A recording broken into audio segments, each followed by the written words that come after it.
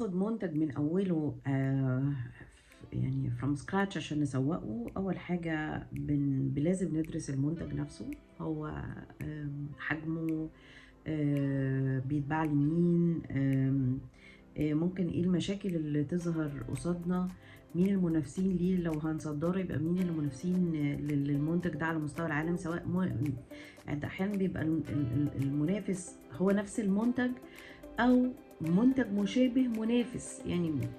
يعني مش لازم يبقى، يعني انت مثلا لو بتتكلم مثلا يعني في وسيلة مواصلات معينة، مثلا في بلد معين بيستخدم الأتوبيسات الكبيرة، ممكن في البلد دي يبقى المنافس حاجات صغيرة زي ميكروباص أو وسائل تانية مختلفة، مش هو نفس الأتوبيس الكبير هو المنافس. فاهم قصدي؟ يعني ممكن يبقى حاجة تانية مشابهة، فلازم نكون دارسين ده. بعد كده، بعد ما بنخلص الدراسات بتاعتنا دي كلها، بنبتدي نصور المنتج.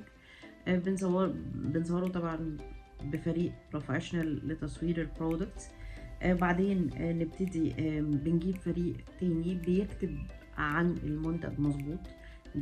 دي نقطة مهمة جدا، موضوع كتابة مع التصوير.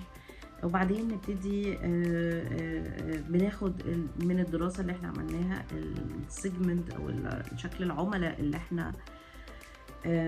اللي احنا حددناهم. نبتدي نحاول نشوف هم بيتوجه لهم ازاي، هل ثرو سوشيال ميديا، هل ادفرتايزنج، هل ايفنتس، هل معارض، والترتيب. يعني انت ممكن تكون بتشتغل بكل التولز دي، بس ترتبها، وبترتب كل منتج في كل بلد ترتيب الاولويات بيختلف.